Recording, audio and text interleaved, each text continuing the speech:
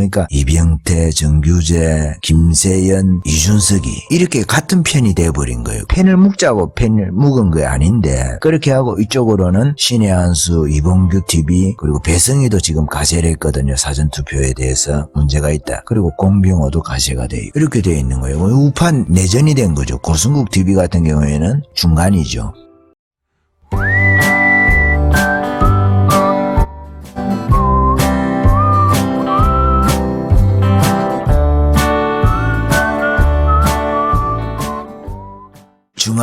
중앙일보 4월 20일자 2020년 4월 20일자에 김세연에 관한 보도가 나와 있습니다. 김세연에 대해서 여러분 혹시 아시는지 모르겠습니다. 그 아버지는 김진재 의원이라고 있습니다. 김진재라고 부산의 금정구에서 갑부죠. 금정구의 갑부 지역 유지라고 해야 될까요? 그 사업도 아들한테 물려주고 국회의원도 아들한테 이렇게 물려준 것 같아요. 무소속으로 출마해가지고 아버지 지역구니까 당선이 돼가지고 한나라당이라고 합니까? 과거의 자유한국당입니까? 거기서 새누리당 어쨌든 그 당에서 영입을 한 것 같습니다. 그렇게 했는데 이 사람이 여의도 연구원장까지 했나 봅니다. 일종의 그 우파 내에서 강남 우파라고 해야 되나요? 참 애매한 스탠스를 취하는 사람인데요. 그러니까 강남 우파라고 표현이 있나 모르겠네요. 강남 좌파 같은 거죠. 조국이 같은. 제가 볼 때는 우파 내에 조국이 같은 그런 성향을 갖고 있는 인물이 아닌가 이렇게 보여지는데 근데 이런 인물이 지금까지 우파의 브레인이라고 말할 수 있는 여의도 연구원장을 했다는 것 자체가 우파에게는 큰 비극이었습니다. 이런 인물은 빨리 쳐냈어야 되는데 혹은 중요 자리에는 그 기용을 하면 안 되는데 이 사람이 가지고 있는 돈 때문이었는지는 잘 모르겠는데 이 사람이 초선으로서 18대 국회의원으로 처음에 그 할 때 당선될 때에 초선 의원 중에 이 사람이 재산이 제일 많은 사람이었다고 합니다. 그 당시에 재산 신고액을 보면 한 500억이 넘는 것 같아요. 500억 1등이었다고 합니다. 조선 의원으로. 그렇게 되다 보니까 이게 국회의원도 돈이 있으면 영향력이 있지 않습니까? 그렇게 해서 그 보수당 내에서 영향력 있는 자리에 있게 된 것 같기도 한데 이 사람의 행적이 이렇습니다. 박근혜 탄핵 때에 유승민이하고 같이 그 당을 나갔던 거예요. 유승민이가 33명 박근혜 탄핵되기 이전에 33명을 이끌고 김무성이하고 나갈 때 그때 같이 나갔던 거예요. 그때 나가고 나서 홍준표가 당대표가 되고 나서 홍준표가 김무성 계열을 또 흡수를 하잖아요. 그렇게 9명을 흡수를 하고 그렇게 하면은 33명에서 몇 명 남습니까? 뭐 20 몇 명 남습니까? 거기서 또 조금 있다가 김세연이가 따로 들어옵니다. 남경필이하고 김세연이하고가 그 박지원이하고 유승민이하고 통합하는 거에 대해서 박지원입니까? 안철수입니까? 그 통합하는 거에 대해서 반대를 해가지고 남경필이 나오고 김세연이가 그때 나오거든요. 그러니까 이게 김무성 계열은 아닌데 약간 유승민 계열에 가깝습니다. 근데 그때 들어온 것이 지금 보면 그 뭐라고 해야 될까요? 트로이 목마처럼 들어온 것인가 그러니까 간첩질하기 위해서 들어온 것인가 하는 그런 착각을 일으킬 정도로 보수당 내에 들어가서 보수당의 색깔을 분탕질한다 할까요? 색깔을 쫙 클릭하는데 기여를 했던 것 같습니다. 그게 여의도 연구원장을 맡고 나서 있었던 일 같은데 황교안이가 대표가 되어서 들어오고 나서 일괄 사퇴라고 할까요? 황교안이 계파를 심기 위해서 계파가 없으니까 황교안이는 자기 기반을 만들기 위해서 당직자들을 일괄 사퇴하라고 하는 그런 분위기가 있었나 봐요. 그때 자신도 사퇴를 하게 됩니다. 근데 사퇴하고 보니까 황교안이 쪽 사람들을 상당히 많이 앉히게 된 거예요. 당에 중직으로. 그러다 보니까 이 사람이 나가면서 속았다는 이야기를 하면서 황교안이 등에다가 칼을 꼽는 거죠.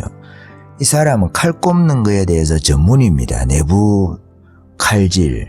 황교안이가 보수 우파, 아스팔트 우파의 칼질을 잘하는 줄 알았더니 황교안이가 칼을 얘한테 많이 꽂히는 거예요. 김세연이한테. 김세연이가 자기가 국회의원 불출마를 선언하면서도 황교안이하고 그 당시에 원내대표가 나경원이고 그럴 건데 총사퇴하라 이런 식으로 해가지고 그 당시에 자유한국당에 대해서 좀비 정당이다 이렇게 말하고 그 역사적으로 민폐 정당이다 이런 이야기를 한 거예요. 여의도 연구원 그 당시에만 해도 그 자리를 유지하고 있으면서 국회의원만 불출마를 선언을 했거든요. 그러니까 마치 그런 거죠. 황교안이가 그 우리 정당은 민폐 정당이고 좀비 정당이다 이렇게 말하는 거나 유사한 거예요. 그러면 그 당이 선거운동이 되겠어요? 그걸 갖다가 그 오마이 선동이라든지 JT 선동 이런 거 있잖아요. JT 선동. 그런데 이런 데서 김세연이를 계속 출연을 시키면서 그 자유한국당을 무너뜨리는 검으로 쓰는 거예요. 우리가 지금 진중권이처럼 김세연이가 우파 내에서 진중권이 역할을 지금까지 해오고 있었던 거예요. 해오고 있었는데 그걸 자기는 뭐 개혁이라든지 이런 명분을 내세우는 거죠. 여의도 연구소에서 조사를 해보니까 뭐 여론조사 지지율이 우파가 너무 강성 우파라 가지고 지지율이 안 나온다. 그래서 좌클릭을 해야 된다. 좌클릭을 해야 된다. 계속 그렇게 이야기를 하는 거예요. 지금까지 그렇게 해왔고 자기가 불출마 선언할 때도 여러분 잘 아시는 그 좀비 정당이라는 말 있잖아요. 역사적 민폐를 끼친 이런 당은 없어져야 된다. 근데 왜 자기가 여의도 연구원장을 왜 하는지 모르겠어요. 그 당에서. 바른미래당에서 그러면 안 넘어왔어야지. 옛날부터 자기는 그렇게 생각했답니다. 옛날부터 손새끼입니까? 그 친구하고 인터뷰를 하는데 그 보면 나와요. 손새끼줄이라고 있잖아요. 손새끼줄하고 이렇게 인터뷰를 하는 게 나와요. 손으로 새끼줄을 깐다고 손새끼줄 있잖아요. 손새끼줄하고 이렇게 이야기를 한다고 김세연이하고 거기에 나와요. 그런 이야기. 자기는 옛날부터 그렇게 생각했다고. 그러면 바른미래니까 바른정당에서 안 넘어왔어야지. 98년 그 당시가 1월입니까? 그때 넘어오지 말았어야 되는 거거든. 근데 왜 넘어왔냐 이거예요. 뭐 개혁하기 위해서 넘어왔습니까? 아니면 정당을 없애기 위해서 왔습니까? 물론 우리가 그런 추정은 해볼 수 있죠. 유승민이가 올 수 있는 길을 자기가 세례요한처럼 와서 운신의 폭을 넓혀주기 위해서. 유승민이 색깔이 중도라고 말하기 어렵지 않습니까? 중도 좌정도 될까요? 이 유승민이 색깔로 정당 색깔을 맞추려고 그렇게 해서 유승민이가 이 정당의 머리가 될 수 있도록 하려고. 왜? 유승민이가 잘 돼야 다음에 자기에게 기회가 온다는 거죠. 무슨 꿈을 꾸고 있는지는 모르겠어요. 아직 젊으니까. 대권 욕심이 있는지 뭐 부산시장이나 이런 거 해가지고 그 다음에 차기 대권으로 가는데 유승민이가 잘 되는 것이 자기가 잘 되는 것이라고 그렇게 착각을 하는지도 모르겠어요. 그렇게 추정할 수 있잖아. 친하니까. 이준석이 역시 마찬가지고 이준석이도 유승민이가 잘 돼야 되니까 그래야 자기 아버지 친구 아닙니까 유승민이가. 그래서 지금 자기가 최고위원이면서 유승민이 같은 경우에도 지금 전면에 나서가지고 그 아스팔트 우파들하고 지금 전쟁을 해보겠다는 거 아닙니까 말싸움을. 그래서 자기가 정규재 선생인 줄 알아. 정규재 선생은 언론인이니까 지금 그 사전투표 논란이라든지 이런 것을 우파에서 너무 부각시키는 것은 문제가 될 수 있고 역풍을 맞을 수 있다. 그렇게 이야기할 수 있지만 자기는 그런 입장은 아니잖아요. 언론인이 아니잖아. 그러면은 이 문제에 있어서 사실은 사전투표 문제에 있어서 문제 제기를 하는데 여기 합리적인 부분도 있거든요. 그것이 4.15 총선이 부정선거는 아니라 하더라도 설령 선거관리 부실의 책임은 물을 수가 있거든요. 선거관리 부실. 사전선거가 부정선거가 아니라 하더라도 선거관리는 누가 합니까? 선관위에서 하는 거 아니겠어요?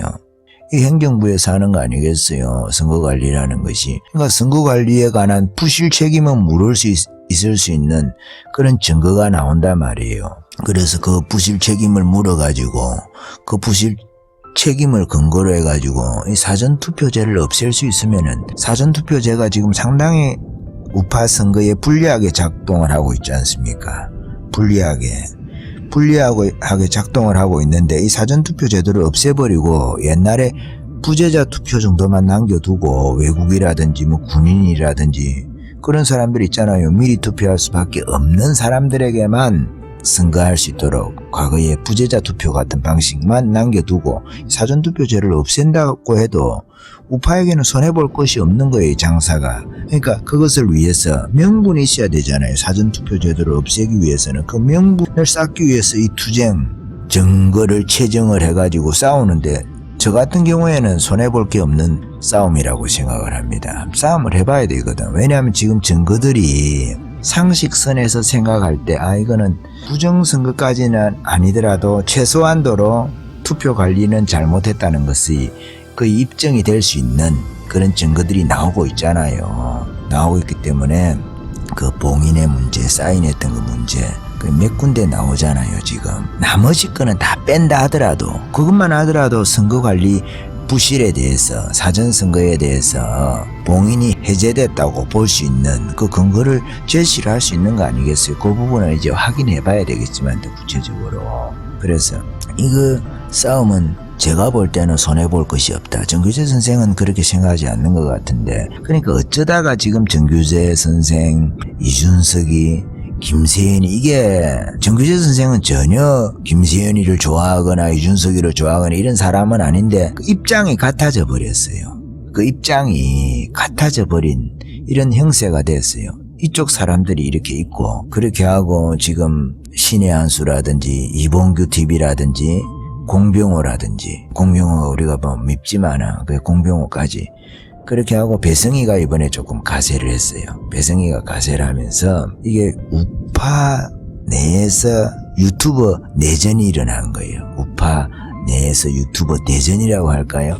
결과는 어떻게 될지 모르겠지만 어쨌든 이게 이슈화 되는 건 나쁘지 않는 거예요. 그렇게 해서 정규재 TV 같은 데서도 목요일날 이준석이 나오고 또 누굽니까? 참 정규재 선생 쪽에 이병태 교수도 서 있어요. 그러니까 이병태, 정규재, 김세연, 이준석이 이렇게가 같은 편이 돼버린 거예요. 그리고 편을 묶자고 편을 묶은 게 아닌데 그렇게 하고 이쪽으로는 신의 한수, 이봉규 TV 그리고 배성희도 지금 가세를 했거든요. 사전투표에 대해서 문제가 있다. 그리고 공병호도 가세가 돼 있고 이렇게 돼 있는 거예요. 우파 내전이 된 거죠. 고승국 TV 같은 경우에는 들어보니까 약간 중립적인 입장이에요. 그렇지만은 고승국은 비평을 가하진 않는 거예요. 사전투표에 대해서 문제 있다고 지적하는 사람들에 대해서 그렇게 지적하고 있는 입장은 아닙니다. 그러니까 중간이죠.